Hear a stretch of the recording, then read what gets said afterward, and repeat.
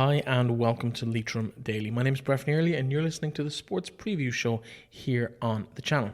Now, it is episode 212 of the show so far, and today we're going to be bringing you all of the sporting action that's coming up over the next couple of days that you may or may not be lucky enough to have managed to get a ticket for. In terms of today's sponsor, it is sponsored by the local enterprise office in Leitrim, and of course we want to remind you about their online trading voucher scheme, which runs to the end of September, and it covers 90% of the cost of a business upgrading or creating an online trading presence. If you want more information, you can find it on localenterprise.ie/Leitrim, or also give us a shout here at Leitrim Daily. If you want to support our work here on the channel, you can of course help us to help you build that platform. We would love to hear from you. Get in touch with us, info@leitrimdaily.com for further information on that also. Now, we have a fairly quiet show for you today because we have focused on maybe a bit behind the scenes of Gaelic games in the county for our main interview, and we'll be talking to Brendan Doyle, who's the IT officer of Leitrim GAA, about the whole new streaming service that has come on stream over the last couple of weeks, and he'll be talking to us about the mechanism that's involved behind that, how many people are involved behind the scenes to bring you the high quality and high definition pictures and sound that you've been enjoying of one of our games each weekend over the last couple of weeks. You'll hear more from Brendan about all of that later in the show. We'll also be talking to Dearbhaile Beirne of Mohill, who takes on another challenge at the Women's National League in soccer. It kicks off this weekend. We'll be talking to Dearbhaile ahead of her opening game for Peamount United against Treaty United tomorrow evening in Greenogue in Dublin. First, let's take a look at the Connacht Gold Senior Football Championship Group 1 fixtures and some big games down for decision this weekend as St Mary's host Ballinamore Shauna-Heslins.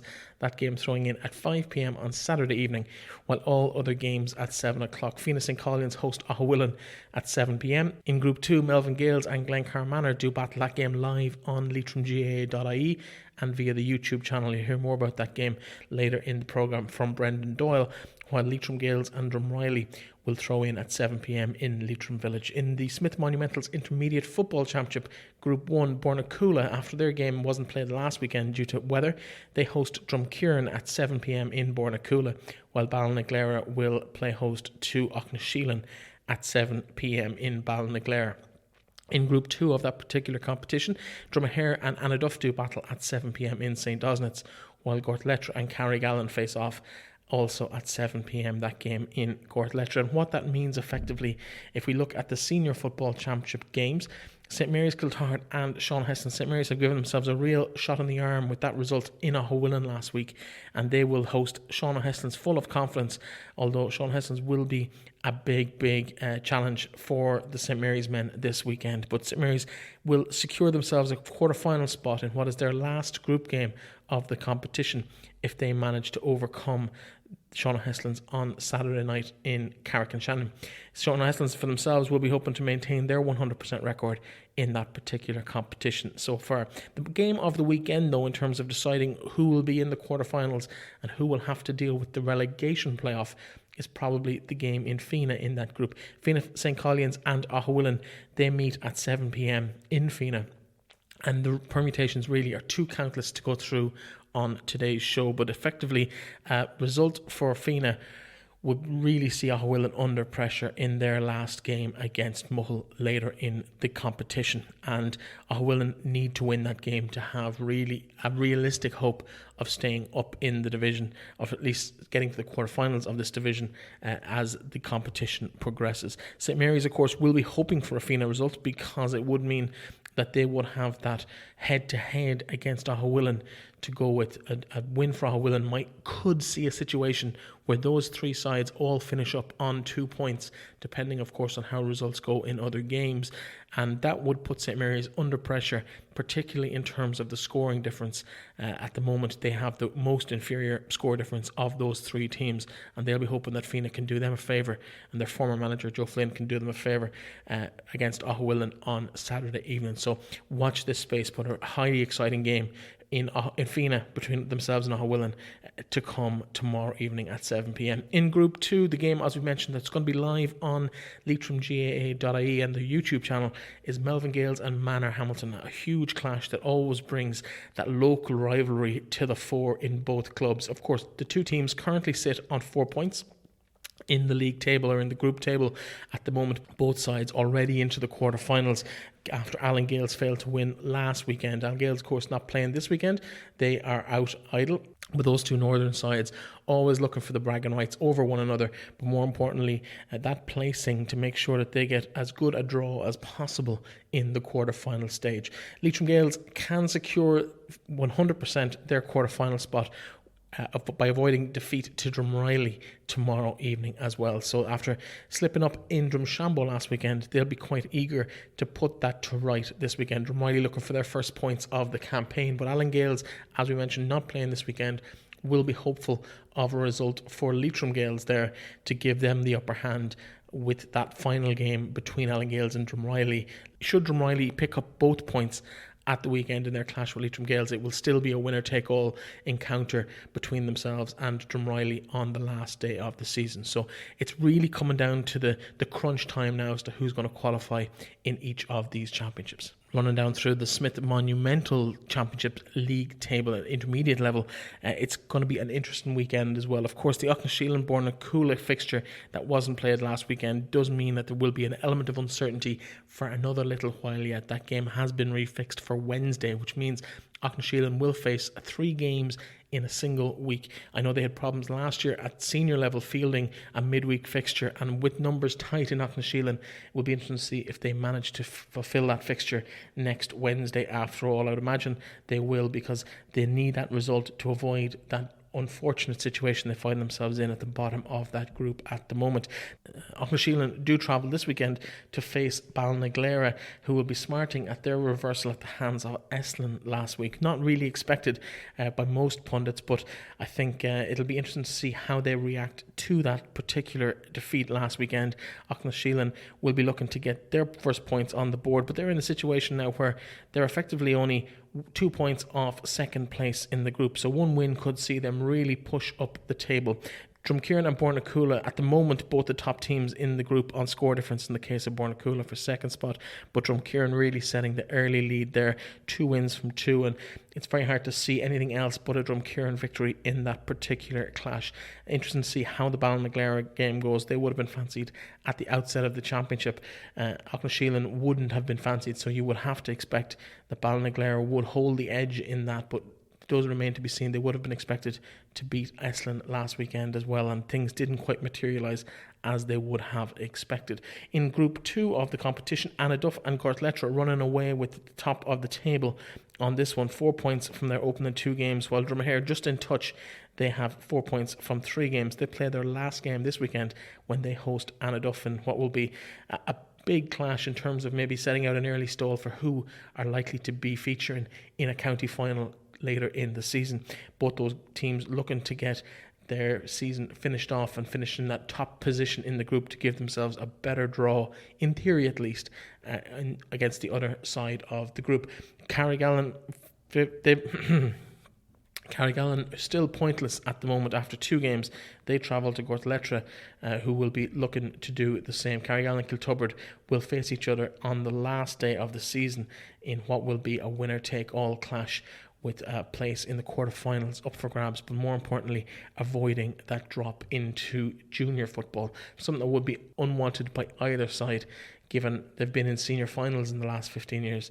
Very important for them to keep that intermediate status and to allow themselves to rebuild in what is a rebuilding phase for both sides at the moment.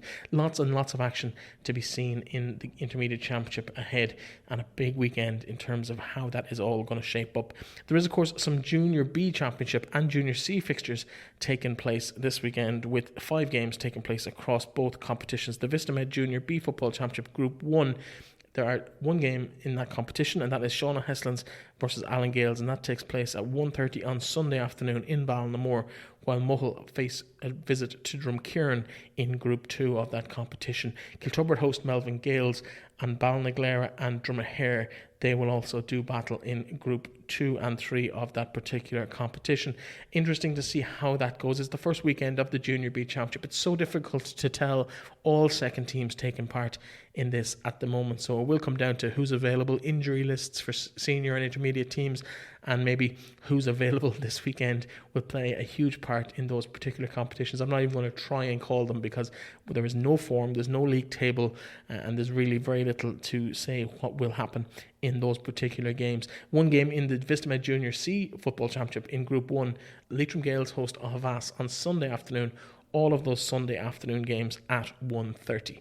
Best of luck to everybody taking part in those. I know it can be a motley crew of abilities and fitness levels at times, so get out and enjoy the game, and if you win, congratulations. If you don't, there's always the next day out.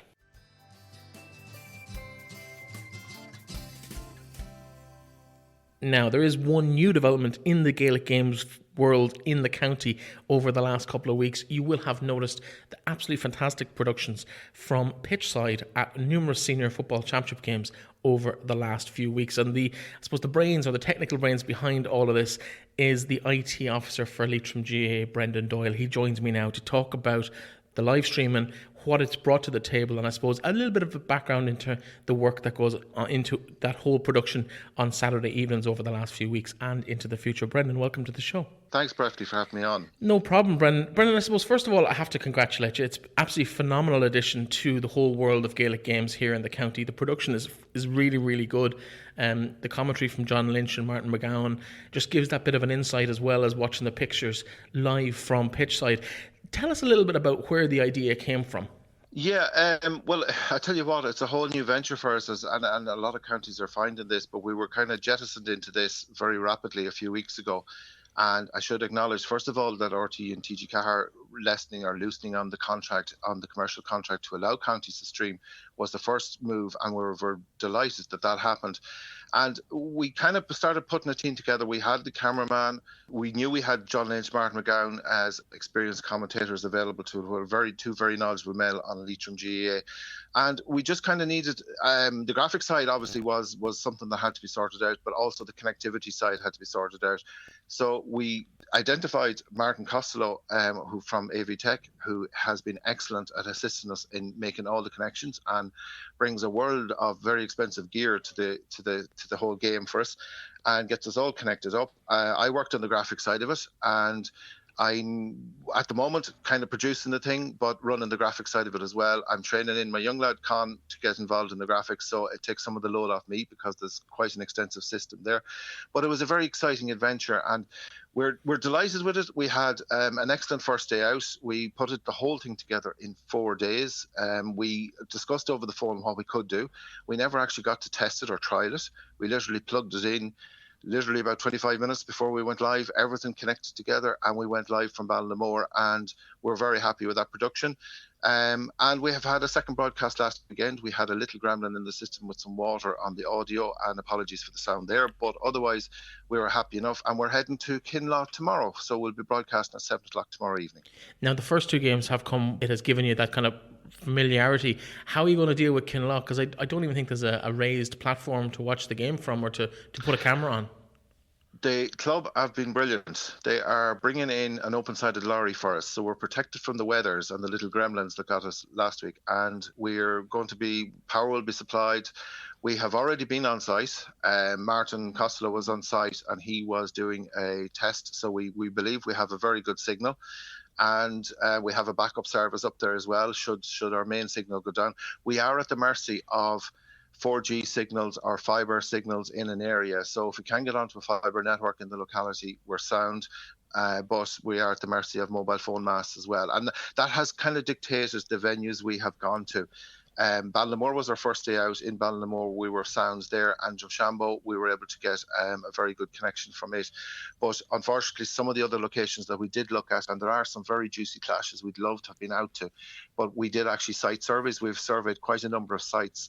When I say sites, fields. pitches, and the clubs mightn't even be aware of the fact that we would in just checking the signal in the area and just seeing was it viable or not. Because we're trying to produce a quality product in full definition, high definition, that'll look good on the television, and we can really only achieve that if we have the proper signal. So that has been dictating quite a bit of our locations. Now, we talked about some of the personalities involved. Can you just run through us kind of the various people that are involved in actually bringing this to our screens on a Saturday evening? Yeah, so everyone will be familiar with John Lynch and Martin McGowan. They're on audio, they're doing the commentary. Behind the scenes, running alongside them will be Brian Blake doing the camera work. Brian is doing a fantastic job with his camera work. He really has a great flow for the game and can do real tight close-ups and pull back, and he's actually doing the work of nearly two cameramen. He's excellent.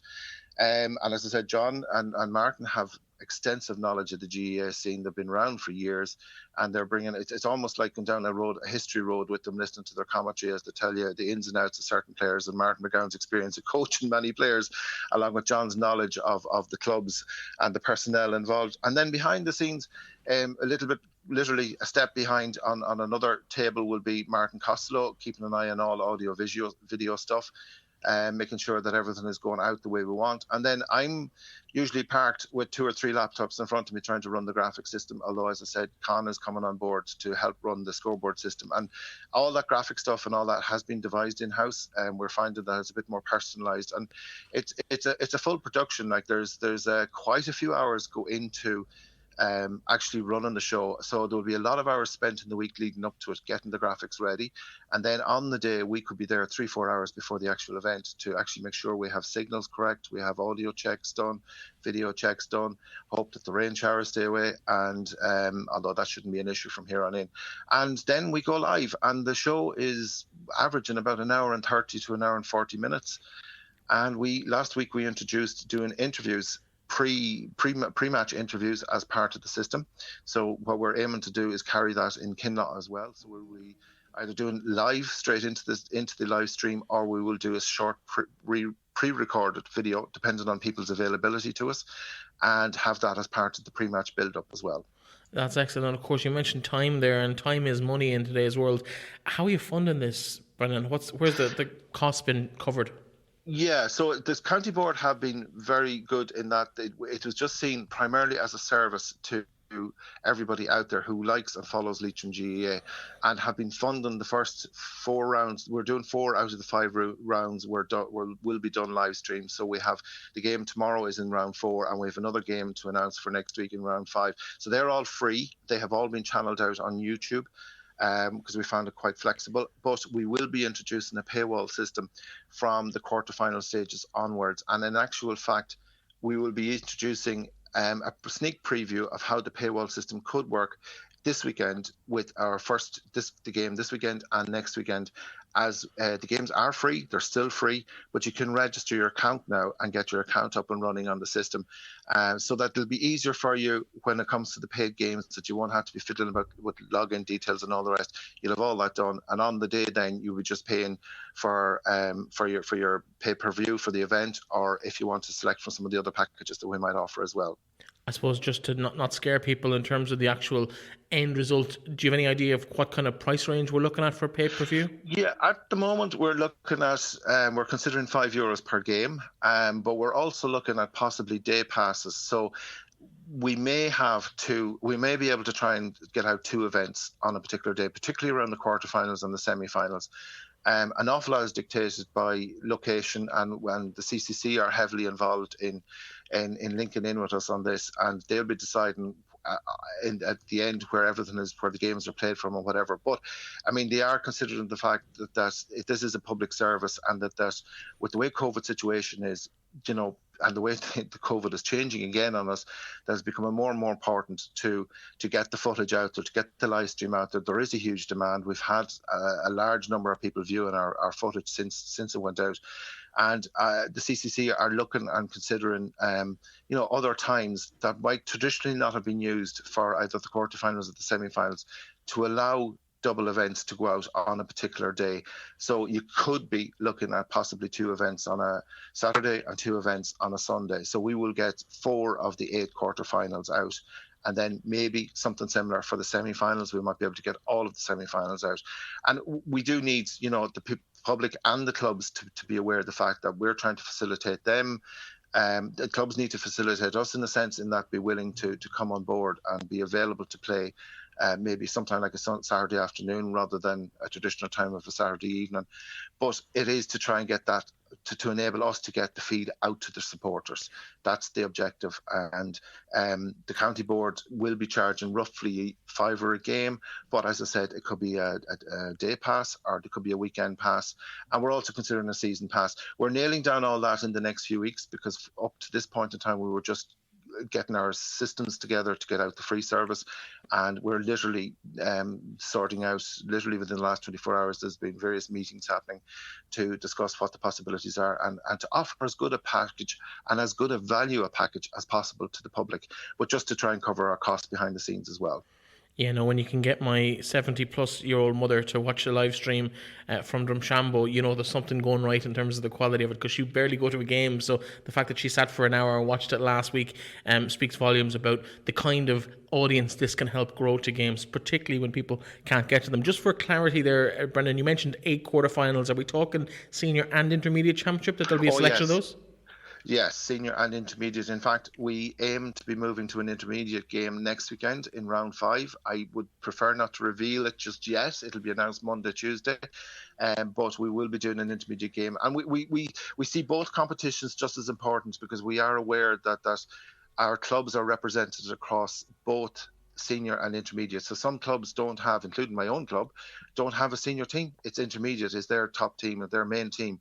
So and it's not quite 50-50 split, but all your 23, 24 clubs will have either a senior or an intermediate team out there, and we're acknowledging the fact that the intermediate is just as important to us as the seniors as well. So we will be looking to try and capture as many of the intermediate games as we can, that quarter-final, semi, and then looking on to obviously the 2 finals then after that. Absolutely. Well, listen, the very best of luck tomorrow evening in Kinlaw with, I'm sure, what's going to be a challenging, from a connection point of view at least, game in Kinlaw between Melvin Gales and Glencar Manor, a good local derby to really stir the pot a little bit. You like to pick those really nice tight local games for the controversy it causes as well. There's no shortage of controversy last week. It's been coincidence, but it's been brilliant, because there will be 3 local derbies at that stage. So we're hoping it'll be a nice, entertaining game and lots of enjoyment for everyone. And the whole, just mind add that the package is bringing in, with a ticker feed and all that sort of stuff happening during the game, to try and bring in results from other locations as well, as much as we can. And we also go through what's happening during the week as well at the halftime break. So we have the underage fixtures are all showing up in the system, and we're looking at expanding all that as well and adding more into it. So it's not just entertainment, which we hope the game is next week. It's more of a communication exercise as well as everything else, to let people be aware of what underage games are happening during the week, what the results were from previous weeks, and just it's the GAA community in Leitrim at large, all on one screen at one time. So that's the product. That's what we're striving to provide in full definition, and we hope people enjoy it. Just one final question before I let you go, Brendan, and that's in terms of moving forward, depending, I suppose, on how the COVID restrictions are. If we're still, which we could realistically be, still at this 20 or 200 maximum per game, is there any chance maybe the junior ABC, the ladies finals, the hurling final could be part of this system? They're not been ruled out. That's the way I'd put it to you. In fact, discussions were happening within hours ago this morning, as to looking to see where we can scope further down the field and what more of a service we can provide to others.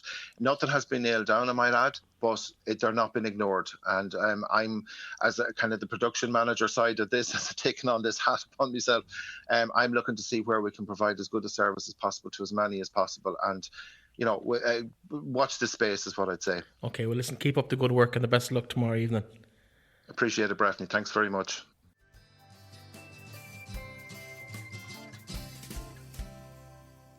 There's a full round of fixtures in the Ladies Football Championships this weekend at senior level. That starts this evening in Drumshambo with the clash of St. Francis and Kiltubber. Now, with the structure of the championship the way it is, the top 4 sides all progressing to the quarterfinals, this has been seen as probably the biggest clash of the championship so far. The 2 teams that sit in 4th and 5th in the table at the moment, that line Both teams hoping to be the top side of that line, and that will be decided effectively this evening in Drumshanbo. St. Francis, the home side, they host their near neighbours Kilturberd in a game that will see probably who ends up top of that qualification line and who maybe has to deal with a relegation playoff. Now, in my opinion, this was the clash of the Championship last year in the early stages when both these sides faced each other. Both sides have probably come back a little bit from where they were last year in terms of their performance and in terms of the availability of players through injury and other things. It's going to be an interesting clash. Throws in this evening at 7:30 in Drumshanbo. Two other games taking place at the regular time on Sunday morning at 11 a.m. and they are Ballinamore, Shauna Heslins and Manor Hamilton. Glencar Manor visiting Ballinamore, and it's going to be a tasty clash. I can't wait for this particular game because at the moment two teams top of the table.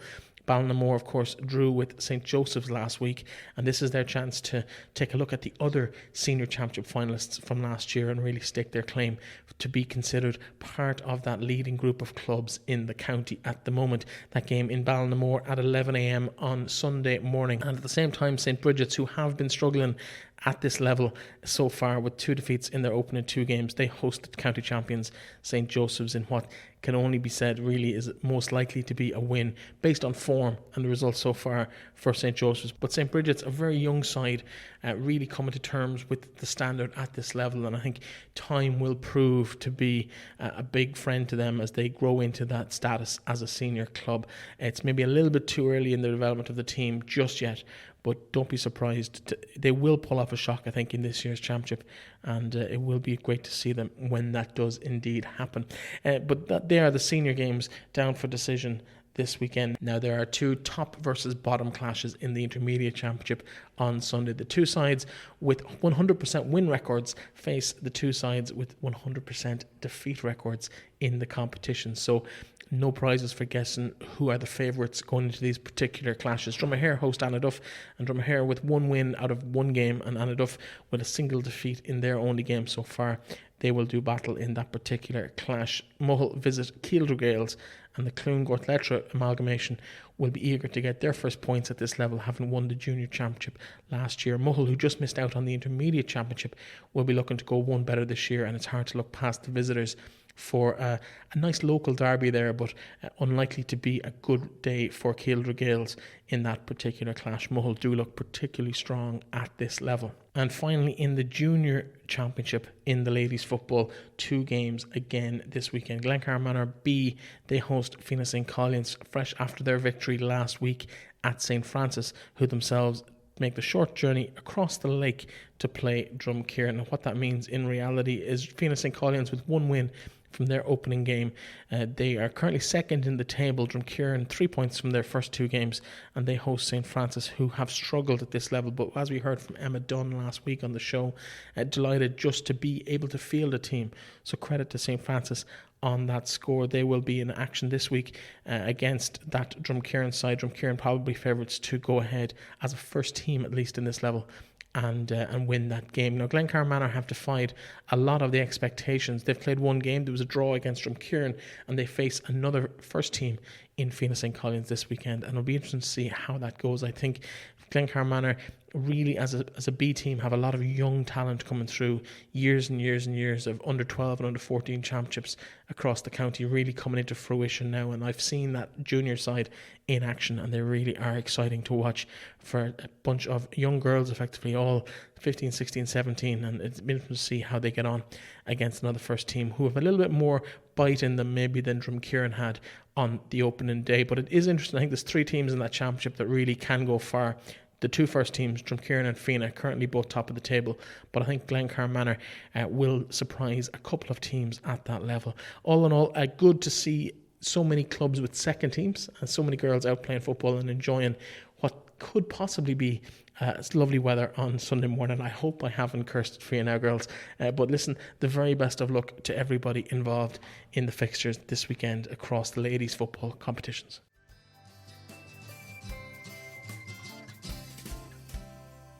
Now, this weekend sees yet another restart. It's all we seem to be talking about on the show over the last few weeks as sports come back on stream. And it's the second of our national leagues to kick back into gear. It's the Women's National League, and of course it kicks off this weekend. And we have Leitrim representation starting tomorrow night in the clash between Peamount United and Treaty United. I must say, the champions, Peamount United. I'm joined by a member of that championship winning team and also this year's squad, Dearbhaile Beirne of Mohill. Dearbhaile, welcome back to the programme. Yep, thanks very much for having me, Breastmeat. Dearbhaile, it's a big weekend. It's been a long layoff because you, unlike the men's league, your league never actually started back in March. It was pulled maybe a week or two before it was due to start. So it's been since last October since you kicked the ball in competitive anger. You must be absolutely itching to get back on the pitch. Yeah, it's been a long time now. I think the last competitive game we actually had was the final in the Aviva, and obviously that finished in defeat for us. So it's been a long time now preparing to get ourselves back going again, and obviously finishing up with a defeat like that, we just wanted to right that wrong since then. And then obviously the league was meant to start back in March, and I think it was actually the Thursday before the league was starting on the Saturday that everything was pulled. So it's been a long time now, and hopefully we'll get going now and get a good run at games now. In terms of the games, obviously I saw a bit of your friendly a couple of weeks ago against Galway was live streamed about 2 or 3 weeks ago. It must be nice to be back in that environment again, and you've been back a little bit longer because you will play in the UEFA Champions League this year. So you got back training when the men's teams came back a couple of weeks ahead of everybody else. What's it been like being in that environment? Yeah, it's been good now. I think we've been back since the end of June, I think, and it's been good to see the girls all again because obviously we've all been at home and we were doing like Zoom workouts and stuff, but it's not really the same. So it's nice to be back out on the pitch with everyone and just building that bond again that you have on the pitch with your teammates. In terms of the squad this year, a couple of new additions into the team. I say new, more returning. Stephanie Roach back at her roots with Peamount, where she scored that wonder goal. Oh God, it must be 7 years ago now, but she's been around the world at this stage. She's come back in to add a little bit more firepower up front for you. Yeah, the squad is looking good now. Obviously, we won the league last year. We had a great squad as well last year, but we've got 3 or 4 new signings in this year. And Stephanie Roach would be probably one of the household names that everyone will recognise. And it's great to even bring her in because she's so professional in the way she trains and she brings everyone up to her level with her, and it's just adds a different dimension to the team this year. In terms of the league, it's a bit of a new look league this year. Limerick, I suppose, gone but back again in the shape of Treaty United. Bows and Athlone also joining the league. Kilkenny gone. It's moved from 8 teams to 9. So in terms of the overall feel of the look, some new opposition for this season. Yeah, there's been a lot of reshuffling around the league this year, and we'll just have to see how that goes. But I think there's new teams, yeah, but it's really going to be all the same players. You kind of know everyone at this stage. It's a small league. You've played against everyone before, and them players that are on the new teams, they've kind of all been around already, and they've played with teams a few years ago and they would have played with Kilkenny last year as well. So you kind of have a fair idea of who you're coming up against every week. In terms of the actual season, though, last year it came down to the wire between yourselves and Shelbourne. Wexford, who you didn't quite mention, but they were the other side in that cup final that unfortunately ended in defeat. Although a great game for the neutral to watch, maybe not so great from your point of view. In terms of, though they were the teams that have been thereabouts for the last maybe 5-6 years at this level, can you see anyone else coming to challenge the three of you as the top 3 sides in the league? Yeah, it's a very competitive league, and it has been, I'd say, if you look back at the league table for the last couple of results, there's only ever been a couple of points between the top few teams. So it's very hard to call. Obviously, Galway are up there as well. They're a great team. And then you have the likes of Cork and DLR. They're all pushing to compete every year. So it's hard to call, yeah, but I think it's going to be an exciting few weeks, all right. Now, in your time, you've played for a couple of clubs up there. You started out with Shells, you went to UCD, now you're at Peamount. In terms of, I suppose, locally, Athlone Town entered up. There's a few girls who aren't a million miles from you, maybe the Sligo side and the Cavan side, playing with Athlone. Was it ever a thought in your mind to maybe leave the Peas and leave that European football, or was that always just too attractive to continue to play? I suppose being based in Dublin helps. I don't think so, no. I'm up in Dublin now the last couple of years, so but it's great to see that there's a team down this side of the country because it's something that I obviously didn't have when I was younger. So I think the 2 Bradys from Cavan, they're playing with Athlone now as well, and like you said, a couple of others from around the area. So it's great for them to have that outlet. They're not having to travel the country to play a bit of football. Yeah, now in terms of your own performance, obviously you've been keeping yourself a little bit busy and a little bit distracted by playing football with Mohill as well. Obviously your brother making headlines for the men's side in Mohill. You'd be a fairly important player in that Mohill women's team. How much is Gaelic football going to figure in your plans going forward, or is it really about the soccer from here on in, especially with the Champions League coming in just a couple of weeks' time? Yeah, it can be hard at times now to fit it all in. So I'll just do my best to try and balance it out, that I'm not overworking myself either. So we just have to take each week as it comes and see how it goes. In terms of the season ahead, what's your own personal goals? I suppose obviously win the league. You looking maybe to do the double? Is that a realistic goal at this point of the season? I don't know now. It's a long way off yet. We'll try and just take every game as it comes and see how we get on. Obviously, you want to win every game you play, so we just have to keep optimistic and confident and try and do our talking on the pitch. Well, listen, the very best luck to you this weekend. You face Treaty United at home in your first game.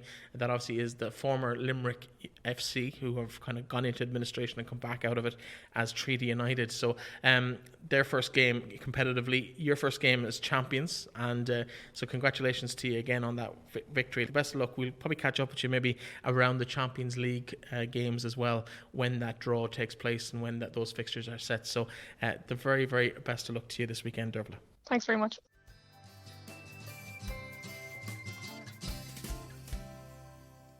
And of course, Dearbhaile's Peamount, as we heard in that interview, are taking part in their first game of the season. 6:30 tomorrow kickoff in Greenogue in Peamount United, and they host Treaty United from Limerick in their first clash. At this level, I suppose Limerick FC have gone out into receivership and have gone out of the game, but they've been replaced by Treaty United. It's effectively the same thing in a different clothing and a different club format because of the financial history of Limerick FC down there in Limerick. In the men's side of things, we have local games at home, although unfortunately at this stage you won't be able to get to them unless you're already a season ticket holder of either club. Sligo Rovers, they kick off at 5 p.m. tomorrow in the showgrounds against Shelbourne, fresh from their victory over Derry City last week, which shocked I think everybody involved in the SSE Airtricity League. For Sligo, who were many tipped for a relegation struggle against Derry, who many tipped to be in Europe or to qualify for Europe out of this year's campaign, a good 2-0 victory for Sligo Rovers last week. They've also signed some Lithuanian talent during the week. I'm not going to even chance his name, but he joins the squad this week should he get his international clearance in time. That game 5 p.m. tomorrow, Saturday, live on watchloi.ie. €5 for the game or €55 for the year. Well worth investing in that season pass if you are a soccer fan. I've watched most of the games so far over the last few weeks, and the production quality, no more than talking to Brendan Doyle about the Leitrim GAA production quality.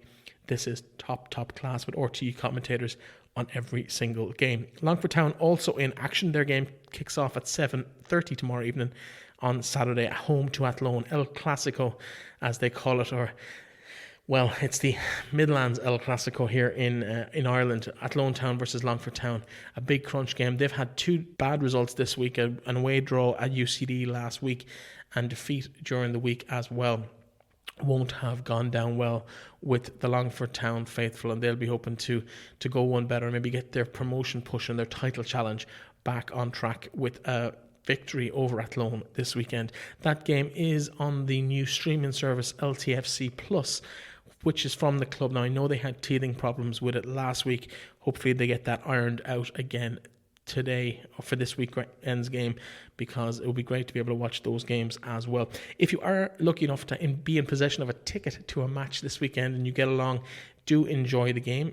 We look forward to chatting to many more of our players up and down the county over the next couple of days. We'll bring that all to you on Monday's show. It's been a little bit of a different show this week. We just wanted to give you a bit of an insight behind the scenes of how Gaelic Games works in the county. I hope you got a good idea into that. I hope you get a chance to go to the game or watch the game on the streaming service. We'll be back to you over the weekend on Twitter and YouTube with our videos, but also back on Monday on the show. We will talk to you then.